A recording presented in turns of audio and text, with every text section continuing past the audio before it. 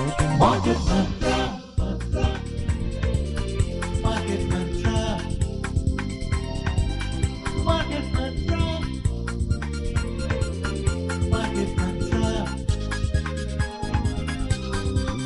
Market Mantra,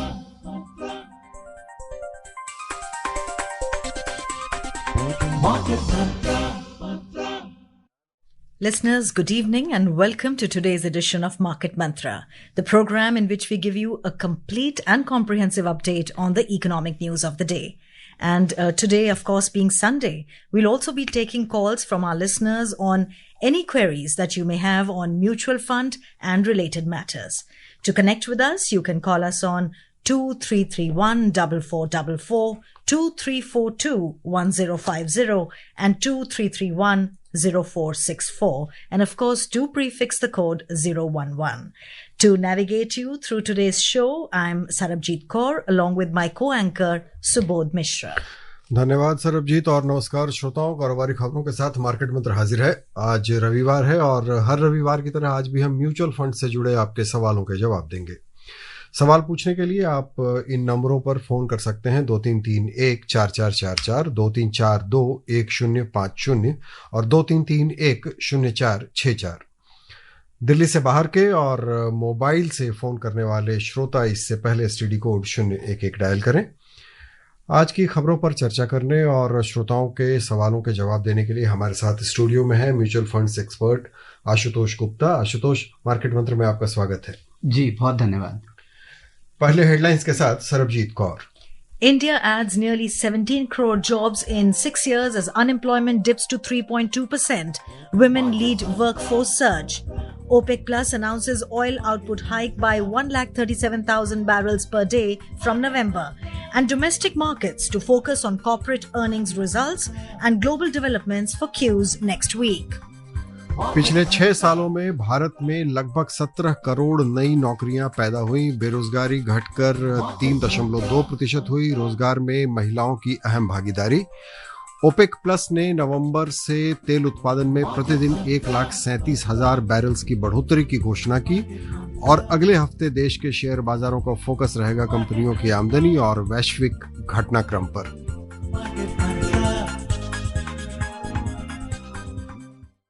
The views and opinions expressed by the experts in this program are their own and not of Akashvani. Akashvani advises its listeners to do their own research or consult a registered professional before taking any investment decision. We further advise all listeners to exercise due diligence and rely on their own judgment for taking any financial decision. आइए अब पहली खबर पे नजर डालते हैं कि देश में पिछले 6 वर्षों में लगभग 17 करोड़ नौकरियां पैदा हुई हैं। श्रम और रोजगार मंत्रालय के आंकड़ों के अनुसार देश में वर्ष 2017-18 में 47 करोड़ 50 लाख रोजगार सृजन हुआ था, जो वर्ष 2023-24 में बढ़कर 64 करोड़ 33 लाख हो गया। इसके अलावा बेरोजगारी दर जो वर्ष 2017-18 में 6% थी, वह 2023-24 में घटकर 3.2% हो गई। मंत्रालय ने कहा कि यह रोजगार सृजन में मजबूती का संकेत है।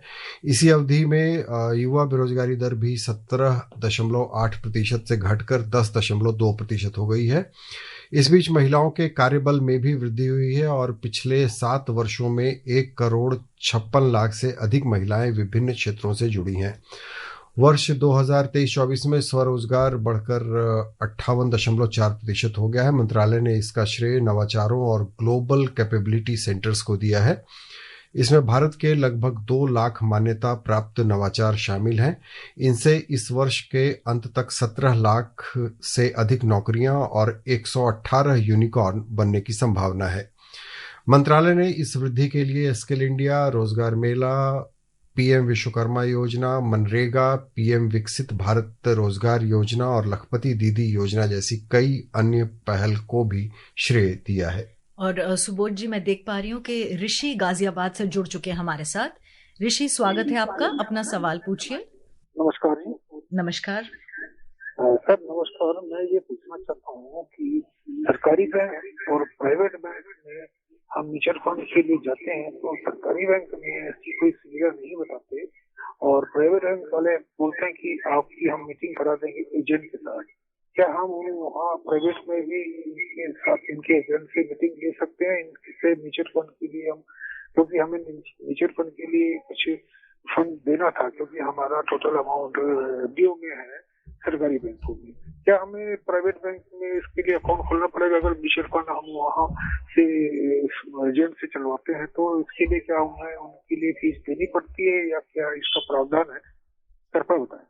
जी, तो पहला तो सवाल आपका कि क्या सरकारी बैंक या प्राइवेट बैंक, तो आप बिल्कुल प्राइवेट बैंक पे भी जा सकते हैं। सरकारी बैंक भी म्यूचुअल फंड्स के एजेंट्स की तरह काम करते हैं और प्राइवेट बैंक भी एग्जैक्टली वही काम करते हैं, तो आप प्राइवेट बैंक में भी जा सकते हैं। क्या आपको कुछ देना पड़ेगा, वहाँ बैंक अकाउंट खोलना पड़ेगा? देखिए, ये ज़रूरी नहीं है। आपके पास एक बैंक अकाउंट होना ज़रूरी है म्यूचुअल फंड में निवेश करने के लिए, लेकिन वो बैंक अकाउंट उसी बैंक में हो जिसके एजेंट के थ्रू आप इन्वेस्ट कर रहे हैं, ये कोई ज़रूरी नहीं है। तो आपका जो भी मौजूदा बैंक अकाउंट है, आप उसके थ्रू भी उसके ज़रिए भी इन्वेस्ट कर सकते हैं। क्या आपका कोई खर्चा होगा, कुछ आपको उनको पैसे देने होंगे म्यूचुअल फंड में निवेश स्टार्ट करने के लिए? बिल्कुल नहीं, आपका कोई खर्चा आपको डायरेक्ट एजेंट को नहीं देना। जब आप निवेश करते हैं तो आप एक उनको एजेंट्स को एक कमीशन मिलता है म्यूचुअल फंड हाउस से ही, तो वो कमीशन उनका mutual fund house directly bank को, उनके एजेंट्स को प्रोवाइड करता है। आपको खुद से कुछ नहीं देना। हाँ, वो अलग बात है कि वो पैसा अल्टीमेटली आपकी इन्वेस्टमेंट से ही कट के जा रहा होता है उनको, लेकिन वो डायरेक्टली आपको उनको नहीं हैंड ओवर करना होता, वो म्यूचुअल फंड उनको देगा। तीसरी बात कि वो जो एजेंट बता रहे हैं, देखिए आप बिल्कुल प्राइवेट बैंक के थ्रू करिए, बस ध्यान इतना रखिए कि आप म्यूचुअल फंड में इन्वेस्ट करिए। कभी कभी ये देखा गया है कि म्यूचुअल फंड बताकर आपको कोई और यूलिप या कोई इंश्योरेंस का कोई प्रोडक्ट बेच दिया जाता है, उससे थोड़ा सावधान रहें, सतर्क रहें। अगर आपको म्यूचुअल फंड दिया जा रहा है तो आप बिल्कुल, शुरुआती निवेश है, आप थोड़े अनफेमिलियर हैं, तो आप छोटे अमाउंट से शुरू करें। अगर वो आग्रह करते हैं कि नहीं आप बड़ा अमाउंट लगाइए, तो भी मेरी सलाह ये है कि थोड़े छोटे अमाउंट से शुरू करिए, छोटे अमाउंट का SIP बनाइए, साल 6 महीने उसको चलाइए, थोड़ी आपकी फेमिलियरिटी बढ़ेगी, उसके बाद अपने अमाउंट की मात्रा बढ़ाने के बारे में विचार करें।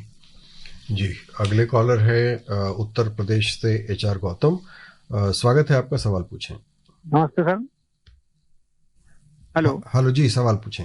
जी सर, मेरा सवाल ये है कि जो म्यूचुअल फंड लेना चाहिए तो वो क्या डीमैट से ले सकते हैं या SOA से? क्योंकि मैंने जो लिए हैं तो मेरे कुछ तो SO से हैं, SOA में हैं और कुछ हैं डीमैट में। तो जो डीमैट में है, मैंने जब उसको MFC सेंटर पर उसको क्रॉस चेक किया तो उसकी जो कैश जो डीमैट में है वो उसकी जो कॉस्ट वैल्यू है वो 0 बता रही है। तो इसमें कोई दिक्कत तो नहीं होगी sir?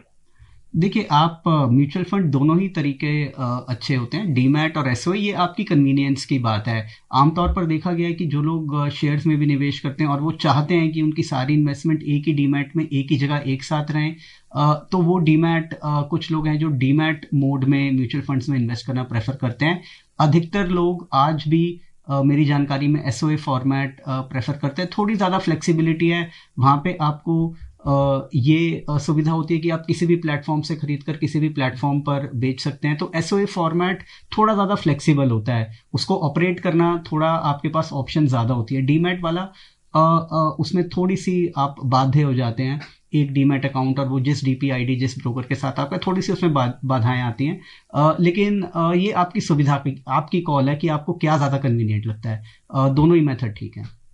All right, Subodh, let's take a look at the next big story of the day. After October production hike, OPEC Plus, the group comprising the Organization of the Petroleum Exporting Countries, plus Russia and some smaller producers, has decided to raise oil output by 137,000 barrels per day BPD from November. OPEC Plus has increased its oil output targets by more than 2.6 million BPD this year, equating to about 2.5% of global demand. The shift in policy after years of cuts is designed to regain market share from rivals such as US shale producers. Last week, global crude oil price slumped heavily.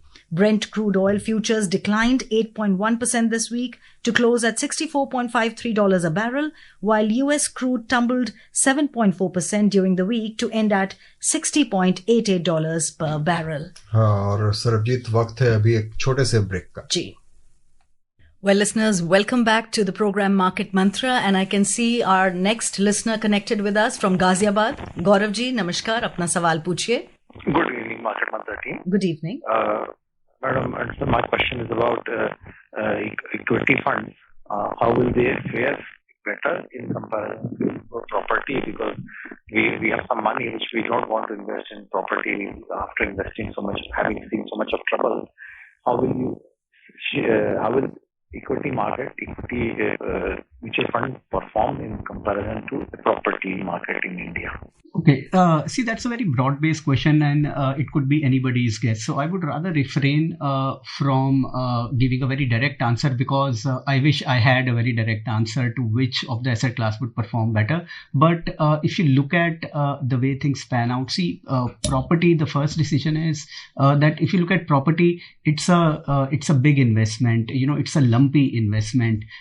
You make a very big commitment in a single property, while in equity you can diversify across multiple companies, even markets, geographies, and it is more liquid, it is more manageable, and in terms of performance, see, look at equity investing as a bet on the Indian economy.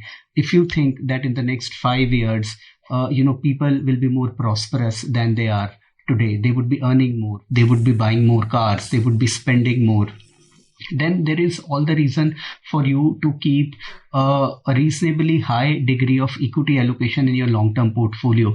Equity is known and proven to be the best asset class in terms of wealth generation over a long period of time. Added to it the advantages of it being very high scoring on liquidity parameter, scoring on the investability parameter, divisibility of your investment, because you can invest as small as 500 or even 100 rupees. So on all these parameters, equity to my mind is a superior asset class for long-term wealth generation goal. अगले collar हैं बिहार से टिंकू। स्वागत है आपका, सवाल पूछें। नमस्ते sir. नमस्ते सर, एक लड़का मेरा 10 साल का है, लड़की 4 साल का है। सर, मैं उस बच्चे के लिए थोड़ा अमाउंट से SIP करना चाहते हैं, म्यूचुअल फंड। और सर, मेरे पास बैंक दूसरा ग्रामीण बैंक वगैरह है, तो ये सुझाव दीजिए किस तरह किया जाए जो बच्चे के लिए, भविष्य के लिए अच्छा होगा। जी देखिए, पहले तो मैं आपको बधाई देना चाहूँगा कि आपके बच्चे अभी 10 साल और 4 साल की उम्र के हैं और आप इतना जागरूक हैं, आप फाइनेंशियली इतने जागरूक हैं कि आप अभी से उनके भविष्य के लिए इन्वेस्टमेंट प्लान करना चाहते हैं। तो अगर आप अभी बहुत छोटे अमाउंट से भी शुरुआत करेंगे और डिसिप्लिन से लगातार करते रहेंगे, साल दर साल कोशिश करके थोड़ा अमाउंट बढ़ा पाएंगे, तो ये सुनिश्चित है कि आप उनको एक अच्छा भविष्य, वित्तीय तौर पर एक अच्छा भविष्य दे पाएंगे। जहाँ तक निवेश की बात है, आप कीप इट सिंपल, आप एक बहुत सिंपल सा प्लान शुरू करिए। 2 इंडेक्स फंड, कोई भी 2 अच्छे फंड जो निफ्टी इंडेक्स को फॉलो करते हो, आप ऐसे कोई भी 1 या 2 फंड्स का चुनाव करें और उसमें मासिक तौर पर SIP के थ्रू निवेश करना शुरू करें। अभी आप इससे शुरुआत करिए, थोड़ी आपकी जानकारी बढ़ेगी, उसके बाद आप आगे थोड़ा बड़ा डिसीजन ले सकते हैं कि इस पैसे को बाकी आगे कैसे स्प्रेड करना है। And listeners, time now for a short commercial break. Break के बाद स्वागत है। आप सुन रहे हैं मार्केट मंत्र, जिसमें हम श्रोताओं से म्यूचुअल फंड से जुड़े सवालों के जवाब दे रहे हैं। आशुतोष, अभी जो पिछले श्रोता ने सवाल पूछा था कि उनके घर के आसपास ग्रामीण बैंक वगैरह हैं, तो ऐसे में वो कहाँ कैसे SIP शुरू कर सकते हैं? जो आप सलाह दे रहे थे कि छोटी सी राशि से भी SIP शुरू करें, लेकिन कैसे करें? जी, तो मैं ये कहूँगा कि आप 2 तरीके हैं जो आप एक्सप्लोर कर सकते हैं। एक तो आजकल म्यूचुअल फंड में इन्वेस्ट करना ऑनलाइन, इंटरनेट के माध्यम से आप अपने फ़ोन से घर बैठे बिना बाहर निकले भी इन्वेस्ट कर सकते हैं। बहुत सारे ऐसे प्लेटफॉर्म हैं निवेश के, जहाँ पे आप 5 मिनट में अपना KYC की जो फॉर्मेलिटी होती है, एक नो योर कस्टमर का जो प्रोसेस होता है, वो कंप्लीट करके, अगर आपके पास आधार है, पैन नंबर है और बैंक अकाउंट है, और बैंक अकाउंट ऐसा जिसमें आप ऑनलाइन ट्रांजैक्शन कर सकते हैं, तो आपको ये 3 चीज़ें ज़रूरी हैं म्यूचुअल फंड में इन्वेस्ट करने के लिए। अगर ये आपके पास हैं तो आप कर सकते हैं। अब बैंक अकाउंट एक यहाँ पे प्रॉब्लम है, क्योंकि वो ग्रामीण बैंक उन्होंने बताया है। तो मैं ये सलाह दूंगा कि कोई भी सरकारी बैंक हो, बड़ा बैंक जैसे स्टेट बैंक ऑफ इंडिया है, छोटे से छोटे शहरों में स्टेट बैंक की ब्रांचेस फैली हुई हैं, तो उनके घर के पास जो भी स्टेट बैंक की ब्रांच हो वो वहां अप्रोच करें, उनके माध्यम से कोई भी कमर्शियल बैंक जो भी हो। जी, जो भी कमर्शियल बैंक उनके घर के पास नजदीक में हो, थोड़ा दूर भी हो, क्योंकि आप एक बार शुरुआत कर देंगे तो आपको बार बार उसमें आपको ये नहीं है कि आपको बैंक से कुछ इंटरफेस करना पड़ेगा, बैंक में आपको चक्कर लगाने पड़ेंगे। सारी इन्वेस्टमेंट्स आप ऑनलाइन किसी भी प्लेटफॉर्म पे मैनेज कर सकते हैं, बस शुरुआत करना एक बार जरूरी है।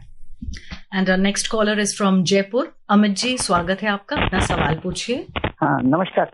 नमस्कार सर, मैं बोल रहा था कि जैसे किसी भी म्यूचुअल फंड स्कीम की जो परफॉर्मेंस होती है उसका पूरा दारोमदार एक तरह से फंड मैनेजर के ऊपर होता है, तो इसी फंड मैनेजर के बारे में जानना चाहते हैं कि फंड मैनेजर बनने के लिए कौन सा कोर्स करना होता है, क्या पढ़ाई करनी होती है सर इसके लिए, इनकी क्या क्वालिफिकेशन होती है, और जैसे किसी पर्टिकुलर म्यूचुअल फंड स्कीम का जो फंड मैनेजर होता है वो ऑल ओवर इंडिया में केवल एक ही होता है या वो जोनल लेवल पे या रीजनल लेवल पे अलग अलग होते हैं? Thank you sir. जी, तो पहला सवाल आपका कि फंड मैनेजर, देखिए आपने ये ठीक बात है कि ओवरऑल फंड मैनेजर के ऊपर उसके कंधों पर इसकी जिम्मेदारी होती है, बट ये एक अकेले सिर्फ एक लौते फंड मैनेजर का काम नहीं है, पूरी टीम का काम होता है। तो फंड को मैनेज करना एक टीम वर्क है। हाँ, उस टीम का लीडर आप फंड मैनेजर को मान सकते हैं। जैसे कि एक टीम, एक इंडिया की टीम है तो कप्तान का उसमें काफी अहम भूमिका रहती है, उस टीम की जीत में हार में वो टीम कैसा परफॉर्म कर रही है, लेकिन अकेला कैप्टन ही आपको जीत नहीं दिला सकता या हार का जिम्मेदार अकेला कैप्टन नहीं होता। तो उसी तरह एक पूरी टीम ऑपरेट करती है। फंड मैनेजर्स, देखिए अनुभव, उनको इन्वेस्टमेंट मार्केट्स का अनुभव होना चाहिए, फाइनेंशियल मार्केट्स में उनकी पढ़ाई अधिकतर देखा गया है कि जो हिंदुस्तान में फंड मैनेजर्स हैं या तो वो चार्टर्ड अकाउंटेंट्स होते हैं या chartered financial analyst, CA, CFA, इस टाइप के MBAs अच्छे इंस्टीट्यूट से, इस टाइप के कोर्सेज में वो अपनी पढ़ाई कर आगे आते हैं।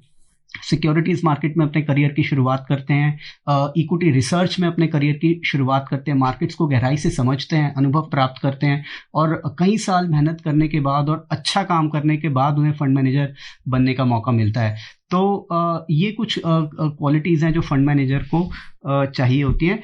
और एक फंड का एक ही फंड मैनेजमेंट टीम होती है, कभी कभी एक सिंगल फंड मैनेजर होता है, कभी 2 या 3 या 5 तक भी फंड मैनेजर किसी फंड पे देखे गए होते हैं, लेकिन इसमें कोई जोनल, स्टेट वाइज, डिविजनल ऐसा कुछ नहीं होता। फंड्स एक पूरे फंड का एक ही फंड मैनेजमेंट टीम होता है। जी, और वक्त है अभी एक छोटे से ब्रेक का। Listeners, welcome back to your very own show Market Mantra, and now let's hear from Subodh. What's the news from the GST front? जी सरबजीत, प्रधानमंत्री नरेंद्र मोदी द्वारा घोषित वस्तु और सेवा कर बचत उत्सव पिछले महीने की 22 तारीख से जारी है।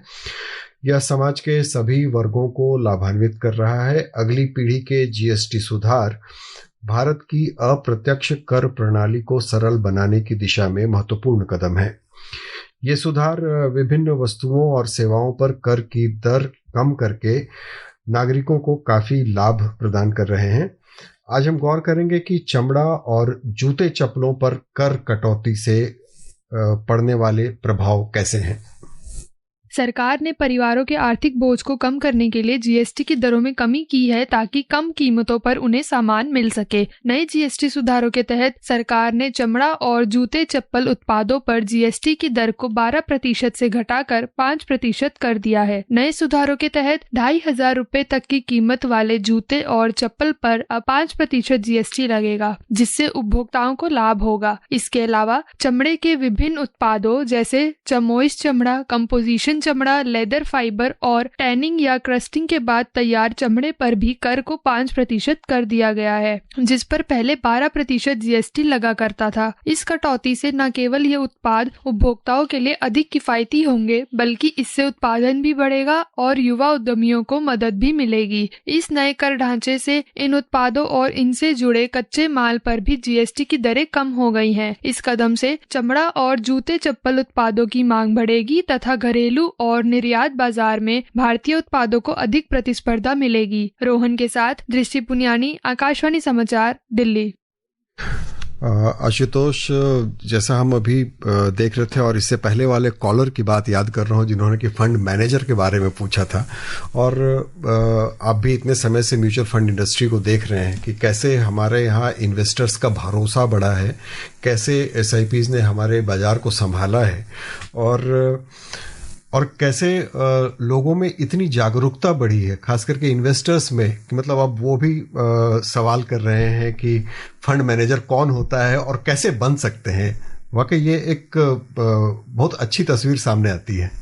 जी बिल्कुल। देखिए इसकी बहुत डीप इसकी इम्प्लीकेशंस हैं और पॉजिटिव, क्योंकि हिंदुस्तान कन्वेंशनली एक सेवर्स तो रहे हैं, हिंदुस्तान में इन्वेस्टर्स नहीं रहे हैं। लोग पैसा जमा करते हैं, बहुत मेहनत करते हैं। हमारे दादा परदादा की एज से वो हम गुल्लक में पैसे जमा किए जाते थे, फिक्स डिपॉजिट्स किए जाते थे, तो सेविंग तो हुई है, लेकिन उसने लोगों को बहुत वेल्थ जनरेशन की जो अपॉर्चुनिटीज़ हैं, तो निवेशक जब तक आप नहीं बनेंगे तब तक सिर्फ सेव करना ज़रूरी है, लेकिन इन्वेस्टर होना ज़रूरी है। और आजकल म्यूचुअल फंड जैसे प्रोडक्ट्स ने आपको मार्केट्स में इन्वेस्ट करना काफ़ी डेमोक्रेटाइज कर दिया है। एक टाइम 90 का दशक ऐसा था कि जो लोग करना भी चाहते थे तो इक्विटी मार्केट सबके लिए ओपन नहीं होता था। इक्विटी में निवेश करना बहुत चैलेंजिंग टाइम था, लेकिन म्यूचुअल फंड जैसे प्रोडक्ट्स ने उसको कम्प्लीटली डेमोक्रेटाइज कर दिया है। आपको जानकारी के अभाव है तो भी आप इक्विटी इन्वेस्टिंग से लाभ उठा सकते हैं, क्योंकि एक फंड मैनेजर आपके लिए वो काम कर रहा है। एक काफ़ी cost effective, regulated, safe, robust regulatory framework के तहत चलाए जाने वाले प्रोडक्ट में। तो ये एक एवोल्यूशन है। इंक्रीजिंगली पहले लोग बात नहीं करते थे, लोगों ने बात करना शुरू किया, निवेश करना शुरू किया, और अब लोग फंड मैनेजर को देखने लगे हैं, उसके ट्रैक रिकॉर्ड को ट्रैक करने लगे हैं। तो ये जागरूकता बढ़ रही है, एवोल्यूशन है, और मेरा ख्याल है काफ़ी अच्छे संकेत है आने वाले समय में लोगों की सेविंग्स और इन्वेस्टमेंट्स की इम्प्लीकेशंस के तौर पे। So indeed, Ashutosh, a very accessible platform for the common man. Oh, absolutely. Okay, moving forward, let's take a look now how the markets are expected to look next week.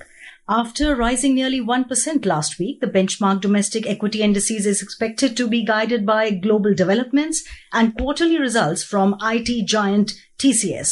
Last week, the Sensex gained 781 points to end at 81,207, and the Nifty added 240 points to close at 24,894 on Friday.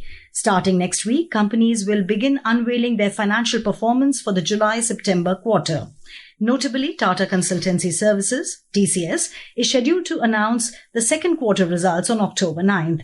Meanwhile, the IPO arena is also buzzing with excitement as the Tata Capital IPO is slated to open next week. Additionally, investor will also keep an eye on updates about the LG Electronics IPO. Around 5 new IPOs, 4 in main board and 1 in SME segment. On the global front, investors remain watchful of the ongoing US government shutdown. Additionally, the US Federal Open Market Committee will release minutes from its September 16-17 meeting. These insights will shed light on the Fed's stance on interest rates and monetary policy, providing critical cues for market participants worldwide. And taking a proactive step ahead of the festive season, the Directorate General of Civil Aviation, DGCA, has asked the airlines to augment flight capacities for the festive season by deploying additional flights to meet high demand. In response, Indigo has informed that it has deployed 730 additional flights across 42 sectors. Meanwhile, Air India and Air India Express will run 486 additional flights across 20 sectors, and SpiceJet will operate 546 more planes across 38 sectors. The Union Minister for Road Transport and Highways, Nitin Gadkari, has urged farmers to adapt their cropping patterns in line with market demand to enhance productivity and income. He stressed the need to strike a balance between cultivation and consumer requirements to ensure better returns. Addressing a farmers' meeting in Bela at Nagpur, Gadkari appealed to farmers in Nagpur, Bhandara and Wardha districts to adopt modern technology for sugarcane cultivation, enabling sugar factories in the region to operate at full capacity. Ashutosh market मंत्र में आने और श्रोताओं के सवालों के जवाब देने के लिए बहुत बहुत धन्यवाद। जी बहुत धन्यवाद। And listeners, before we wrap up today's show, a reminder of the headlines. India adds nearly 17 crore jobs in 6 years as unemployment dips to 3.2%. Women lead workforce surge. OPEC Plus announces oil output hike by 137,000 barrels per day from November, and domestic markets to focus on corporate earnings results and global developments for Qs next week. And that's all in today's edition of Market Mantra. See you tomorrow. Goodbye. Market Mantra. इस कार्यक्रम में विशेषज्ञों द्वारा विचार उनके अपने हैं। आकाशवाणी अपने श्रोताओं को सलाह देता है कि निवेश का निर्णय करने से पहले स्वयं रिसर्च करें या किसी पंजीकृत सलाहकार से राय लें।